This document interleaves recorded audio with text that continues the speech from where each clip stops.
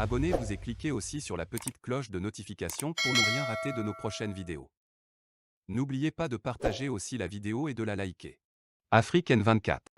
Communiqué de presse du MPDD du 16 février 2022.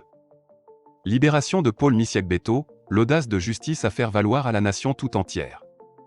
Le bureau politique de la formation politique Mouvement patriotique pour la démocratie et le développement, MPDD, salue la justice togolaise pour son sursaut éthique ayant débouché sur la libération effective du conseiller spécial chargé de la jeunesse du président légitime du Togo, son Excellence Dr Gabriel Agbeyome Messan Kodjo, et réaffirme son soutien total au valeureux patriote Paul Misiak-Beto et sa famille dans l'épreuve traumatique qu'il traverse.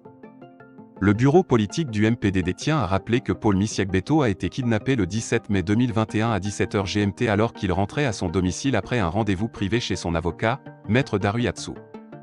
Sans mandat, il fut interpellé et enlevé, menotté les bras au dos puis cagoulé avec une brutalité inouïe par des agents du SCRIC et de l'ANR.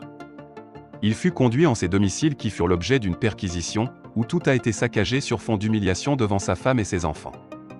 Il sera ensuite conduit dans les locaux de la police politique de la dictature militaro-clanique cinquantenaire sans qu'aucune charge ne lui soit notifiée. Des éléments à charge furent tirés de son téléphone et d'autres relatifs à ses prises de position publiques sur le contentieux électoral du 22 février 2020 après un délai de garde à vue de 15 jours en violation de toute procédure légale.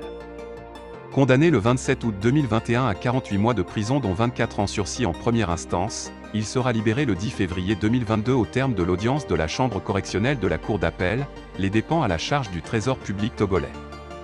Il faut noter que dans le cadre du quintuple coup d'État électoral, militaire, judiciaire, diplomatique et médiatique, Paul Misiak-Beto fut enlevé le 21 avril 2020 avec 15 autres patriotes pour 4 mois de prison ferme. Il purgeait sa première peine quand sa maman traumatisée par la violence subie par son fils rendait l'âme. L'État aujourd'hui se propose de le dédommager financièrement sans mot dire sur le traumatisme personnel et familial engendré par la persécution politique des prédateurs de la République.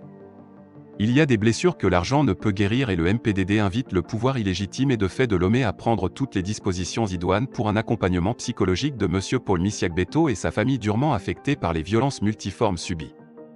Le MPDD lance un ultime appel à la libération sans condition de tous les détenus politiques, spécialement de son Excellence Jean-Paul Oumolou dont la persécution politique est similaire à celle de M. Paul Misiak-Beto.